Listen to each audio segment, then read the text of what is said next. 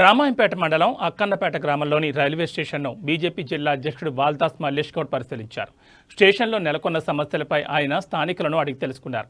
Ajanta Tirupati Rayalaseema express రైళ్లు ఇక్కడ ఆగకపోవడంతో ఇబ్బందులు ఎదుర్కొంటున్నామని, ఇక్కడ రైలును ఆపేలా దృష్టికి తీసుకెళ్లాలని విజ్ఞప్తి చేశారు. ఈ కార్యక్రమంలో జిల్లా ప్రధాన కార్యదర్శి శ్రీనివాస్, కౌన్సిల్ సభ్యులు సిద్దిరాములు, రామాయంపేట మండల అధ్యక్షులు నవీన్ గౌడ్ తదితరులు పాల్గొన్నారు.